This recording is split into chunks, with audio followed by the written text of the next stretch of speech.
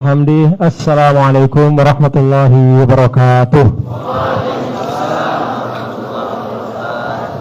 Alhamdulillah, alhamdulillahilladzi an'ama alaina ni'matal imani wal islam wa kafa bihima min ni'mah. Wassalatu wassalamu ala sayyidina maulana Muhammadin sayyidil anam wa ala alihi wa sahbihi wa man tabi'ah hudahu ila yaumiddin, amma ba'd. Qiraatul Fatihah li Sayyidina Muhammadin sayyidil anam wa li sa'ir ikhwanihi minal anbiya wal mursalin, summa ila arwahil ulama wa syuhada was salihin, summa ila arwahi syuyukhina bil khusus Kiai Haji Syarqawi wa syuyukhihi wa syuyukhihi wa min dimnihim al-ulama alladzina suratuhum mu'allaqah, para masyayikh yang foto beliau digantung ya, di tempat ini.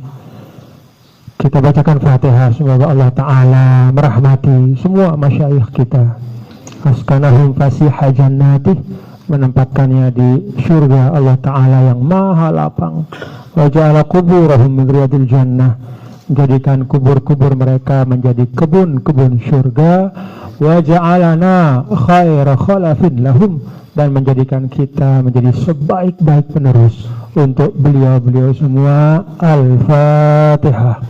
A'udzubillahi minasyaitonir rajim. Bismillahirrahmanirrahim. Alhamdulillahirabbil alamin. Arrahmanir rahim. Maliki yaumiddin. Iyyaka na'budu wa iyyaka nasta'in. Ihdinas siratal mustaqim. Siratal ladzina an'amta 'alaihim ghairil maghdubi 'alaihim waladdallin.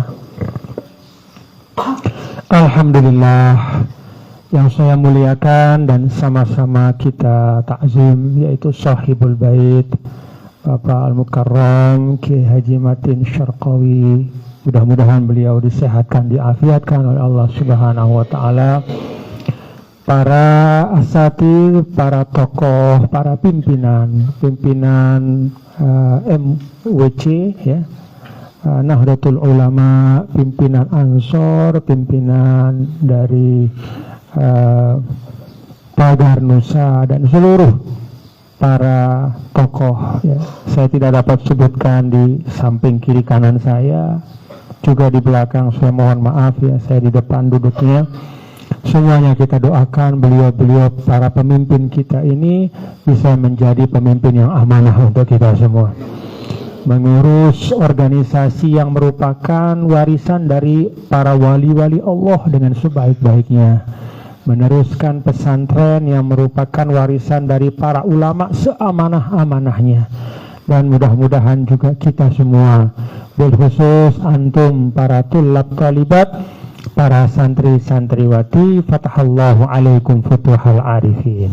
Semoga anandaku semua ya, yang menjadi generasi muda insyaallah untuk membangun NKRI, memajukan Banten, memajukan umat dan bangsa, fatahallahu alaikum futuhal arifin, diberi oleh Allah Ta'ala kelapangan di dalam menuntut ilmu ya, kelapangan di dalam menempuh tugas yang tidak ringan, sebagaimana doa dari Nabi Musa alaihissalam ketika beliau ditugaskan untuk berangkat berdakwah menghadap Fir'aun dan menyampaikan dakwah kebenaran.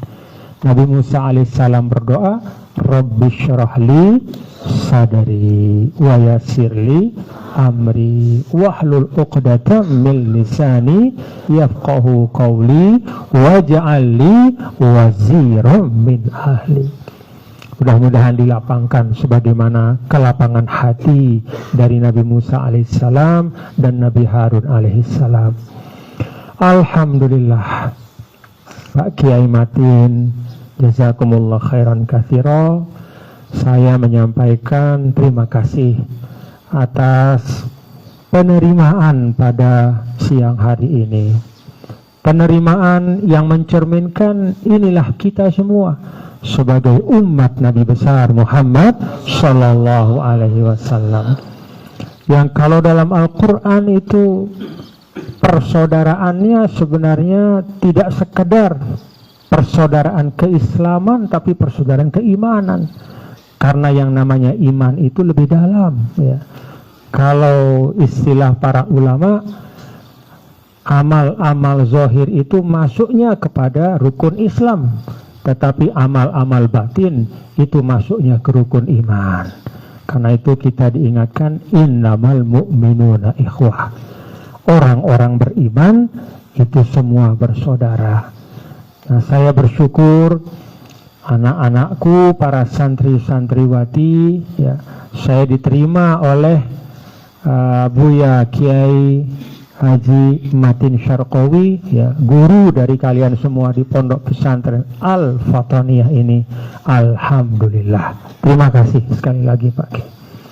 Walaupun tadi beliau sampaikan bahwa waktu kedatangan saya ini berbarengan dengan musibah, ya.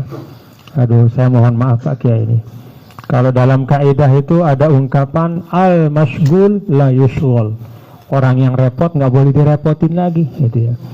Kalau tahu Pak Kiai Buya di sini lagi repot untuk mengurus sisa-sisa kebakaran, maka insya Allah kita cari waktu yang lain, ya. Tapi kita nggak tahu, ya. Tahunya ketika sudah datang. Tapi ala kulli hal Pak Kiai, kalau ini juga anak-anakku semua, ya. Beliau tadi menyampaikan tentang musibah itu bukan ala sabili syakwa, bukan artinya mengeluh, tidak, ya.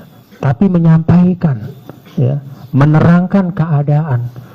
Dan bagi beliau, sebagaimana diajarkan oleh guru-guru kita, ya, bahwa Allah Subhanahu wa Ta'ala itu mempergilirkan nikmat dan musibah dalam kehidupan itu dengan dua hikmah. Kenapa? Ya, saya kebetulan ditanya, ada santri lewat WA beberapa hari yang lalu nanya kepada saya, Tuan Guru, kenapa kok kita kan sudah beriman di dunia ini, kita kan mengikut ajaran Rasul, kenapa kita masih saja dapat cobaan-cobaan, ya, hal-hal yang tidak kita sukai? Kenapa tidak yang enak-enak saja? Begitu kita asyhadu alla ilaha illallah langsung semuanya enak semuanya. Kenapa nggak kayak begitu? Katanya Allah sayang sama kita. Nah, kalau kata para ulama, ya, Allah Subhanahu wa Ta'ala itu mempergilirkan, ya, kehidupan ini ada senang ada susahnya, sebagaimana dalam Al-Quran, wa nabluukum bisyarri wal khairi fitnatan wa ilaina turja'un. Kami coba dengan musibah, dengan nikmat sebagai ujian. Wa ilaina turja'un, dan kalian akan dikembalikan kepada kami. Ada dua hikmahnya. Yang pertama, ya, kenapa kita dicoba dengan nikmat dan musibah? Kalau kata para ulama, bahwa dengan nikmat dan musibah itulah maka akan tercapai dua sifat utama ubudiyah. Apa dua sifat utama ubudiyah? Syukur dan sabar. Kalau dapat nikmat terus, maka tidak akan ada sifat sabar dalam hidup. Kalau dapatnya hanya musibah terus, maka tidak akan ada sifat syukur. Maka Allah pergilirkan sehingga kita benar-benar bisa menjadi hamba Allah yang baik, karena punya dua sifat. Saat dapat nikmat bersyukur, dan ketika diserempet oleh musibah kita sabar. Maka dengan itu sempurnalah ubudiyah kita kepada Allah. Yang kedua, kata ulama, kita dicoba dengan nikmat dan musibah itu adalah untuk mengingatkan kita bahwa dunia ini adalah daru taklif, bukan rumah selama-lamanya. Jadi dunia ini hanya sementara saja, ya. Ada rumah lain yang itulah menjadi rumah yang kekal kelak di akhirat. Jadi Allah pergilirkan senang susah. Kalau dikasih senang terus, nanti mungkin terlalu sayang kita sama dunia ini, ya, terlalu cinta sehingga ketakutan kehilangan dunia. Maka Allah pergilirkan supaya kita ingat, ya, supaya hati ini tidak terikat dengan dunia, supaya kita sadar bahwa ada rumah kita yang hakiki kelak bersama di sisi Allah Subhanahu wa Ta'ala. Nah, jadi apa yang terjadi, ya, tadi sampaikan oleh Pak Kiai Sohibul Bait, yaitu pelajaran bukan untuk beliau tapi untuk kalian semua, ya, supaya menjadi para santri yang mengerti bahwa setiap apa yang Allah tetapkan itu pasti ada hikmahnya. Alhamdulillah. Yang kedua yang ingin saya sampaikan kepada anak-anakku semuanya, ya, tadi di rumah beliau, ya, kalau bahasa Lombok pegedengan, ya, pegedengan itu rumah. Bahasa Banten nggak tahu apa bahasa Banten. Geria, oh ya, di Geria beliau cerita tadi tentang sejarah Banten. Nah, sejarah yang menunjukkan anak-anakku, ya, bahwa kita ini punya masa lalu, ya. Ada orang tua, punya orang tua enggak? Atau tiba-tiba ada, ya, kan kita semua punya orang tua. Ada masa lalu kita. Hari ini itu tidak lepas dari masa lalu. Kita sekarang ini, ya, kita sekarang ini hadir di dunia ada wasilahnya. Ada orang tua kita, ada guru-guru kita. Karena itu di dalam Al-Quran Allah Subhanahu wa Ta'ala nih, anak-anakku, ya, salah satu rahasia kata ulama kenapa birrul walidain itu sangat ditekankan dalam Al-Quran, kenapa berbakti kepada orang tua itu dijadikan sebagai pokok agama oleh Allah, agar kita tidak lupa kepada wasilah yang menjadi sebab kita hadir di dunia. Jadi birrul walidain itu artinya apa?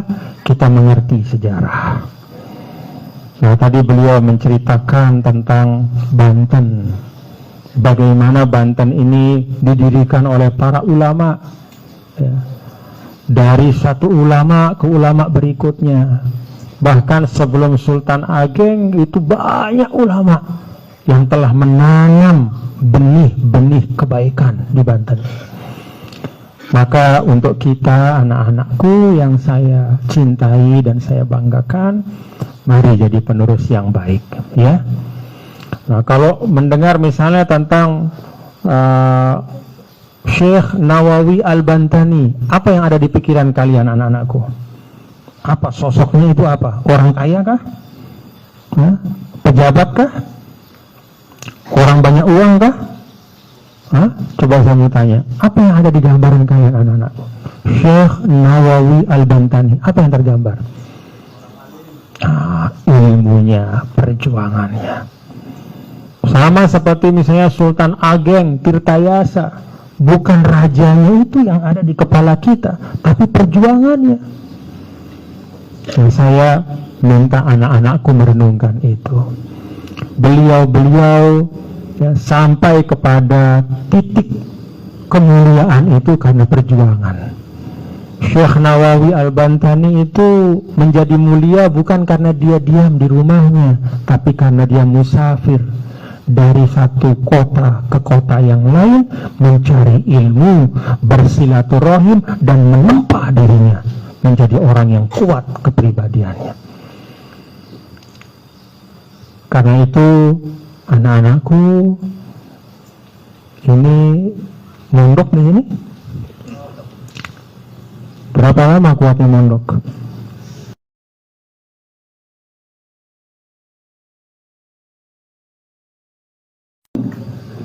Dua tahun?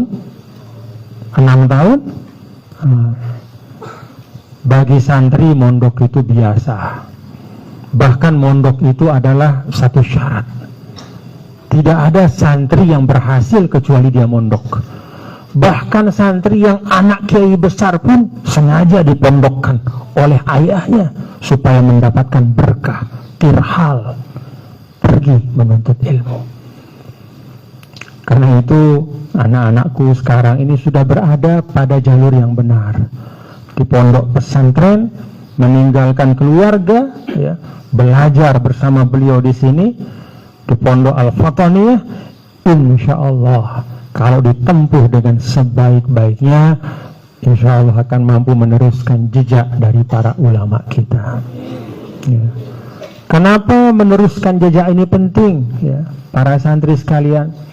Karena memang tugas kita untuk membangun, ya, Indonesia, membangun Banten, menjaga Indonesia, menjaga Banten, itu tugas yang utama. Bahkan itu amanah. Kenapa dulu para ulama kita berbondong-bondong, mereka siap dan ikut dalam perjuangan kemerdekaan? Karena mereka meyakini bahwa kemerdekaan Indonesia itu adalah perjuangan fisabilillah. Jadi beliau itu bukan sekedar mengisi waktu, bukan sekedar istilahnya mau gagah-gagahan supaya Indonesia merdeka sebagaimana negara-negara lain di Asia Afrika pada waktu itu ramai-ramai berjuang untuk merdeka. Tidak hanya itu, tapi mereka benar-benar yakin bahwa perjuangan kemerdekaan itu adalah fisabilillah. Maka Hadratus Syekh mengeluarkan resolusi jihad, yaitulah fisabilillah. Jadi kalau ada di dalam surah Taubah bagaimana Allah mendorong orang-orang beriman untuk keluar dari rumah berjuang, membela Madinah pada waktu itu, maka pengamalan surah Taubah pada tahun 40-an itu adalah para santri semua diminta untuk keluar dari pondoknya berjuang melawan para penjajah. Alhamdulillah kita merdeka. Alhamdulillah. Kalau saya ditanya atau kalau anak-anakku ditanya nih, mau hidup zaman sekarang atau zaman dulu aja waktu perang sama Belanda? Maunya pilih yang mana? Hah? Kalau zaman dulu, ganjarannya jelas, mati syahid. Kalau zaman sekarang,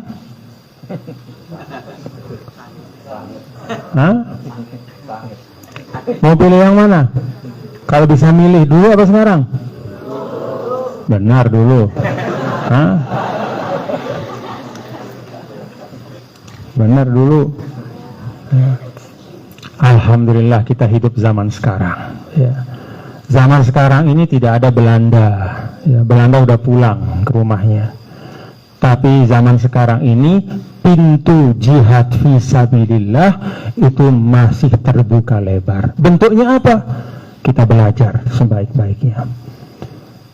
Kan tidak ada jihad fisabilillah yang Rasul janjikan, ya.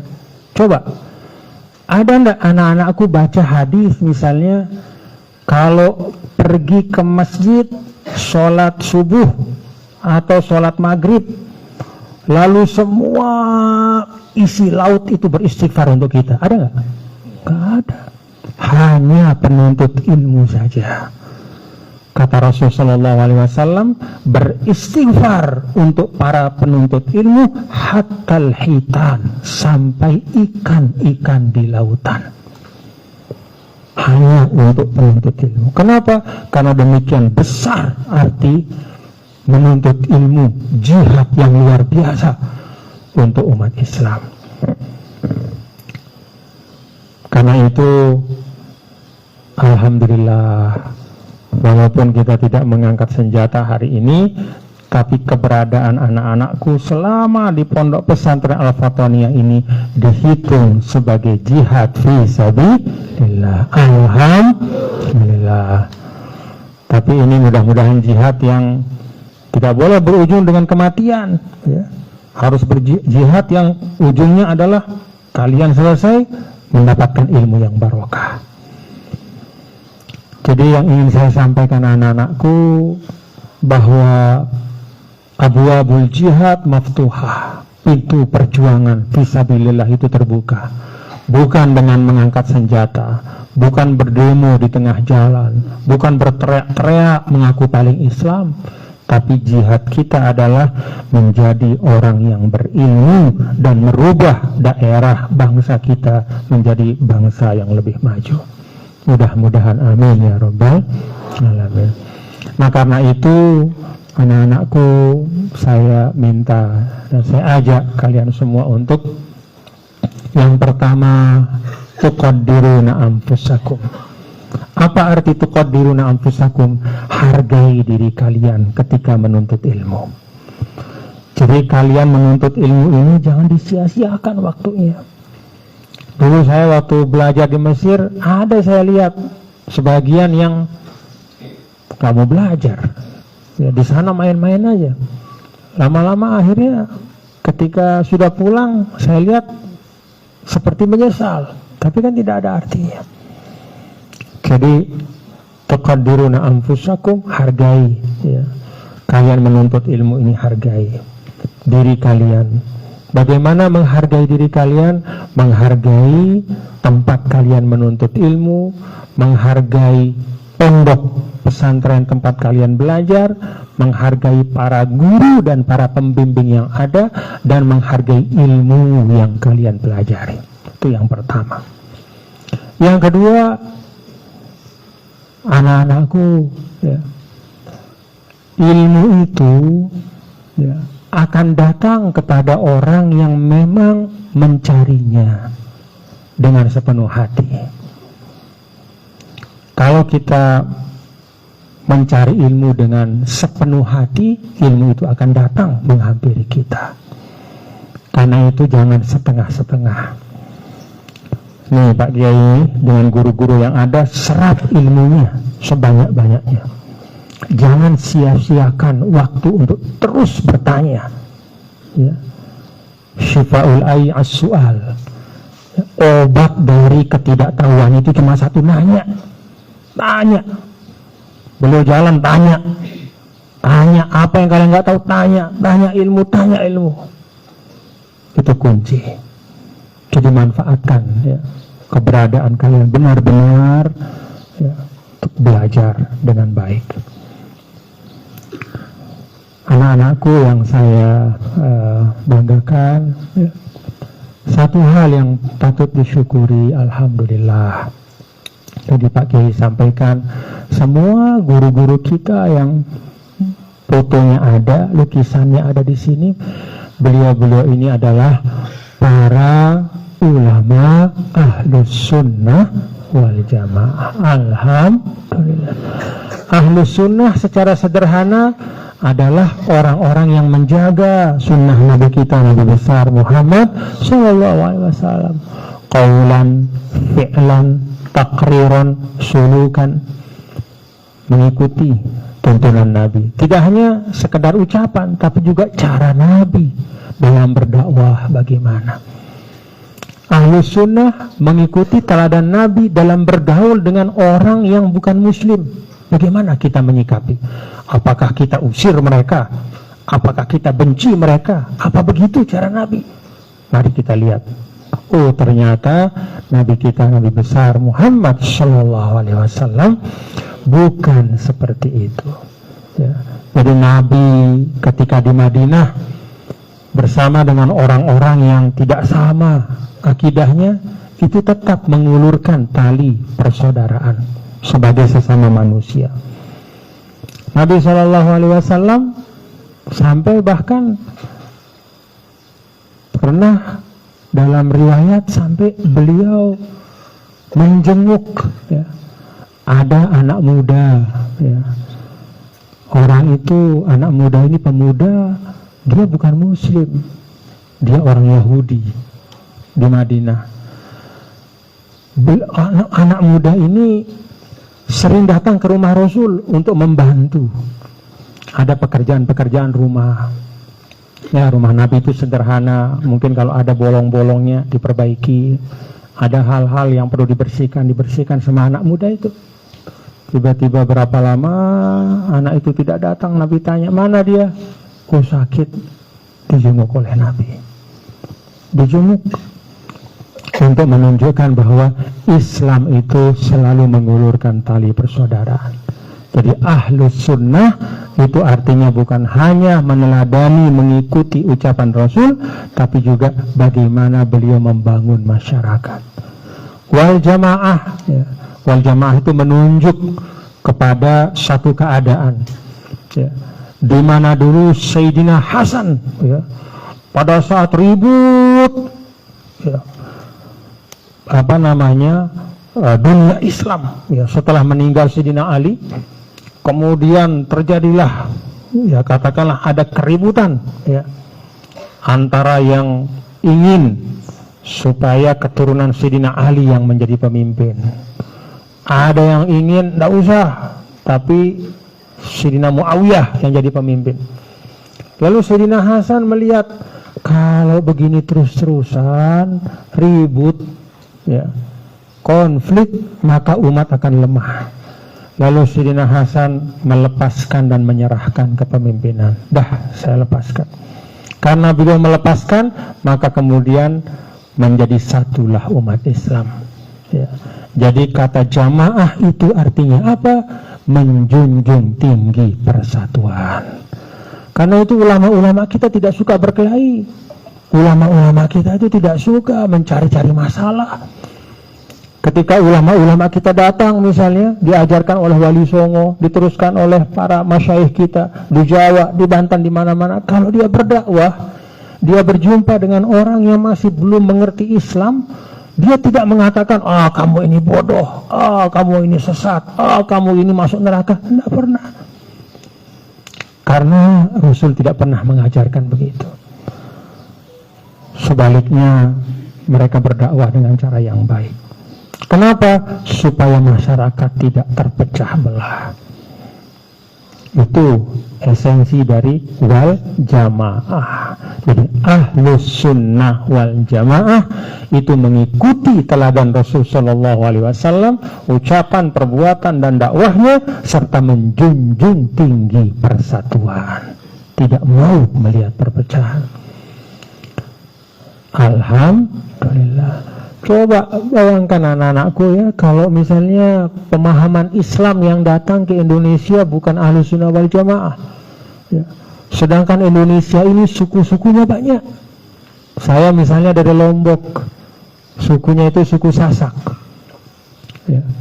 Kemudian di sini Banten, ada Jawa, ada Padang, ada Sunda, ada Papua, ada Aceh, ada Bugis, Goa, macam-macam, ada Palembang. Kalau misalnya wal jamaah itu tidak kuat, ya, bukan ahlus sunnah wal jamaah, maka kita yang berbeda-beda ini tidak mungkin akan bisa menyatu. Gak mau. Semua merasa paling hebat, semua merasa paling pintar, semua merasa bahwa sukunya adalah suku yang paling utama. Tapi berkat guru-guru kita mengajarkan ahlus sunnah wal jamaah, maka alhamdulillah di Indonesia ini Islamnya bagus, ya. Banyak syiar-syiar Islamnya, pondok pesantrennya, sekolahnya, madrasahnya, masjidnya, kegiatan-kegiatan keislaman dan persatuannya sebagai bangsa juga terjaga. Alhamdulillah. Coba anak-anakku bayangkan, Indonesia ini ratusan sukunya, tapi satu negara. Di Arab sana sukunya satu, suku Arab, tapi berapa banyak negaranya terpecah. Bahkan satu negara pun mulai terpecah juga di dalamnya. Alhamdulillah. Jadi yang ingin saya sampaikan anak-anakku, bahwa ahlus sunnah wal jamaah itu tidak hanya sekedar pemahaman keagamaan, ya, yang patut kita jaga dan kita rawat, tapi ahlus sunnah wal jamaah itu ibaratnya adalah lem perekat keutuhan bangsa kita. Mudah-mudahan bangsa kita tetap kokoh, ya, kuat.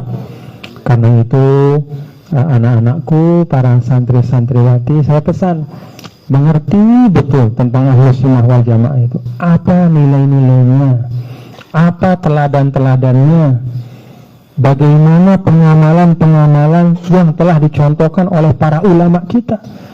Teruskan, karena sekali lagi itulah yang menjadi lem perekat kita sebagai satu bangsa. Ini yang dapat saya sampaikan. Terima kasih kepada Pak Kiai, alhamdulillah Buya atas kesempatan silaturahim. Insyaallah kita akan berjumpa lagi mudah-mudahan ya. Dan yang paling penting adalah anak-anakku yang ada di sini benar-benar memanfaatkan ya keberadaan kalian, dititip oleh orang tuanya di tempat ini, belajar dengan sesungguh-sungguhnya.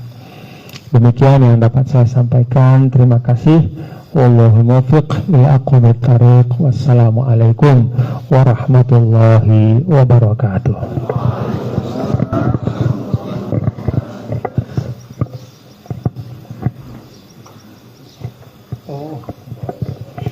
Ada 5 buku. Oh ya. Terima kasih Tuan Guru dan para santri. Saya juga ingat bahwa tadi menyinggung birrul walidain. Menjaga NKRI ini termasuk birrul walidain. Sebab birrul walidain itu ada makna hakiki, ada makna majazi. Makna hakiki tentu kedua orang tua kita yang melahirkan dan yang membesarkan. Makna majazi adalah tanah air. Karena itu seluruh ulama Ahlus Sunnah wal Jamaah di Indonesia menyatakan bahwa NKRI harga mati. Karena itu pahalanya sama dengan birrul walidain. Dengan negara aman kita bisa sekolah. Dengan negara aman kita bisa belajar dengan baik. Karena itu menjaga NKRI sekali lagi ya, ini amanat para ulama bahwa birrul walidain makna majazi adalah menjaga negara kesatuan Republik Indonesia. Terima kasih Tuan Guru. Dan justru begini Tuan Guru, ketika ada kebakaran, ada info Tuan Guru mau ke sini, saya langsung tidak basa-basi. Silakan kapanpun datang. Kenapa? Karena katakanlah itu musibah, tetapi ada nikmat yang paling berharga yang kemudian dibalas oleh Allah, yaitu kehadiran Tuan Guru. Apa nikmatnya? Tadi kita semua para santri mendapatkan ilmu, dan ilmu itu tentu tidak bisa dibandingkan dengan apapun. Dan mohon nanti didoakan para santri kita, akui sebagai murid Tuan Guru, sehingga kita semua mendapat keberkahan dari Tuan Guru. Beliau ini ulama dan juga seperti mengikuti jejak Sayyidina Abu Bakar, Sayyidina Umar, Sayyidina Utsman, Ali, karena beliau pernah sebagai gubernur ya. Jadi umat Islam ini memang harus maju ya.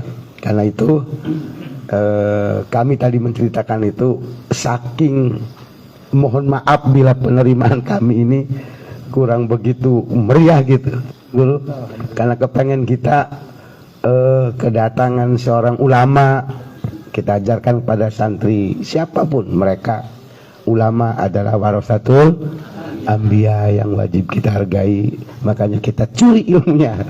Jadi kita minta kepada Tuan Guru tadi tausiah, mudah-mudahan bermanfaat buat kita semuanya. Itu barangkali Tuan Guru. Apa? Ada? Saya mau dialog sedikit ya. Oh iya, Tuan Guru silakan. Bantu dibuka aja, Bu. Nah, saya ada 5 buku anak-anakku ya. Ada 5 buku saya ingin bagikan ya. Cuman karena jumlahnya 5, santrinya banyak, jadi yang dikasih itu yang bisa jawab pertanyaan saya ya. Nah, yang bisa jawab pertanyaan saya. Nih, saya mau tanya yang pertama. Di sini kalau belajar fikih apa? Syafi'i?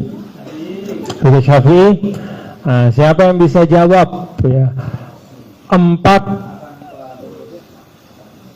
asas hukum, ya, sumber hukum utama di dalam mazhab Syafi'i itu ada 4. Ada yang bisa jawab? Fadhol. Siapa ini namanya, Nak? Coba.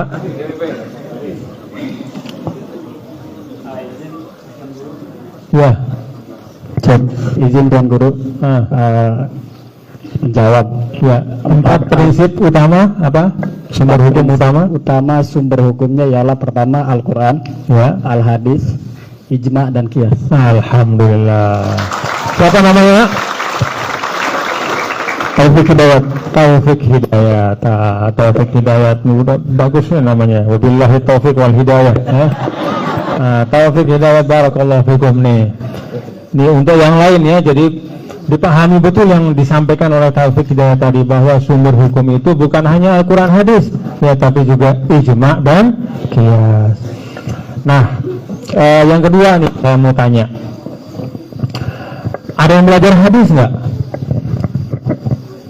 Saya mau tanya, dari semua kitab hadis yang dikarang oleh para ulama yang menghimpun ucapan-ucapan, ya, kemudian perbuatan dan juga takrir dari Nabi kita, Nabi besar Muhammad SAW, apa nama kitab hadis yang paling sahih, yang paling tinggi derajatnya, ya, sampai dikatakan kitab yang paling sahih setelah Al-Quran, as-sahhul kutub ba'dal Quran? Apa namanya coba? Ada yang tahu? Ya, itu di belakang, pintar. Siapa? Ini Taufik Hidayat, itu mungkin muwafiq ila komitorik, ya? Siapa? Fadol. Namanya ismukum? Adham Mubarak. Adham Mubarak. Ya, terus silakan Adham. Sahih Bukhari Muslim. Sahih Bukhari Muslim. Sahih Bukhari. Alhamdulillah. Jadi jawabannya benar, dan bahkan jawabannya ada bonusnya, ya. Jadi jawabannya adalah Sahih Bukhari. Tapi karena Sahih Bukhari itu punya teman kitab yang juga oleh ulama dianggap setara, namanya Sahih Muslim, maka sering dua-duanya itu disebut bersamaan, Bukhari dan Muslim. Ta'al sini, Adha Mubarak, fadhal. Barakallahu fiikum. Alhamdulillah. Nah, sekarang nih saya mau tanya. Ini saya mau tanya tapi untuk perempuan, ya. Kan ada syair, ya. Ada syair yang sering dibaca oleh para ulama sebagai tawassul, ya.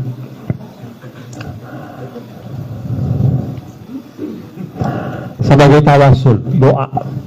Bunyinya gini, natawassal bil hubabah wal batulil mustatabah.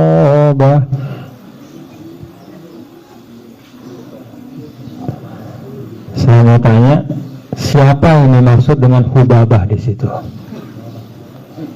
Nah, kita bertawasul dengan perempuan yang paling dicintai oleh Rasul. Nah, saya mau tanya nih kepada santriwati, siapa yang dimaksud dengan perempuan yang paling dicintai Rasul? Al-Hubabah itu. Yuk. Perempuan itu adalah orang yang pertama kali menerima Islam. Jadi seorang yang pertama kali beriman kepada Nabi kita Nabi Muhammad SAW. Siapa? Angkat tangan. Coba, siapa itu Al-Hubabah? Namanya siapa, Nak? Khadijatul Kubro. Masya Allah. Benar namanya siapa? Nurholis Aulia. Siapa? Nurholis Aulia. Nurholis Aulia. Nurholis Aulia. Nurholis Aulia. Nurholis Aulia. Terima kasih. Benar, ya. Jadi Sayyidah Khadijah Al-Kubra. Nah, saya lanjutkan tadi, ya. Kemudian wal batulil mustatabah, ya, yaitu gadis yang yang benar-benar bersih, mulia dan suci. Siapa itu? Tadi Khadijah Al-Kubra, kemudian Al-Batulil Mustatabah. Siapa? Masya Allah, pintar-pintar ya santrinya bagi ini. Namanya siapa, nak? Siapa? Nuraini Putri. Jadi Al-Batulil Mustatabah adalah Sayyidah Fatimatu Zahra bintur Rasul Sallallahu Alaihi Wasallam. Alhamdulillah, semoga kita dapat syafaat dari beliau-beliau semua ya. Amin ya rabbal. Belajar yang rajin ya. Alhamdulillah. Nah, kemudian satu yang terakhir. Ini pertanyaan paling gampang. Pondok pesantren Al-Fatoniyah ini letaknya di desa apa? Hah? Enggak tahu. Hah? Kan bapak bukan santri. Coba ya. Yang mana lagi? Ayo nak. Hah? Di desa Tengkelek. Tengkelek. Benar Pak Kiai? Alhamdulillah. Nih. Siapa namanya, nak? Siapa namanya? Muhammad Azhar. Alhamdulillah. Nanti lanjut di Al-Azhar ya, di Kairo. Ada bonus ya. Nah, jadi kenapa saya tanya di mana pondok pesantren? Karena mengerti di mana kita itu juga bagian dari perjuangan. Anak-anakku kalau memperhatikan bagaimana Nabi kita, Nabi besar Muhammad Sallallahu Alaihi Wasallam itu ketika di Madinah itu juga mengenalkan kepada para sahabat sudut-sudut kota Madinah, diberitahu oleh Nabi ya, mana titik-titik yang penting ini namanya apa, sudut ini namanya apa, gunung itu namanya apa nilainya, apa sejarahnya. Jadi bumi yang kita injak ini adalah amanah dari Allah. Jadi kita harus tahu Al-Fatoniyah ini desa Tengkelek, kecamatannya Cipocok, kabupatennya, provinsinya, negaranya. Alhamdulillah. Jadi itu bagian dari kita mensyukuri karunia Allah. Alhamdulillah. 5 pertanyaan ya. Saya sengaja tadi pertanyaan yang beragam. Alhamdulillah ternyata santri-santri kita punya pengetahuan yang luas ya. Jadi anak-anakku teruslah belajar ya, insyaallah mendapat ilmu yang barokah. Terakhir saya mau serahkan kepada Pak Kiai ya, mudah-mudahan manfaat ya. Ini catatan perjalanan dakwah wasatiyah. Mudah-mudahan silaturahim kita terus nyambung Pak Kiai. Inilah yang dapat saya sampaikan. Sekali lagi anak-anakku, tekun belajar. Allah yaftah alaikum futuhal arifin. Assalamualaikum warahmatullahi wabarakatuh.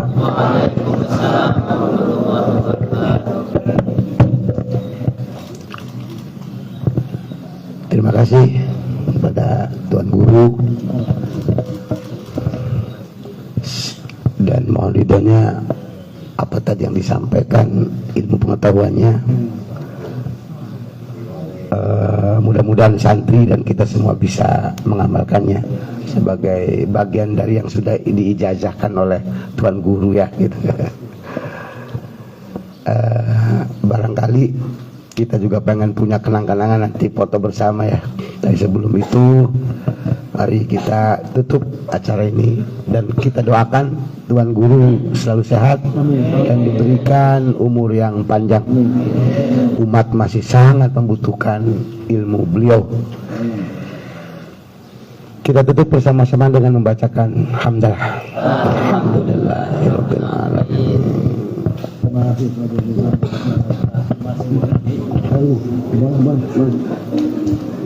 Foto ya.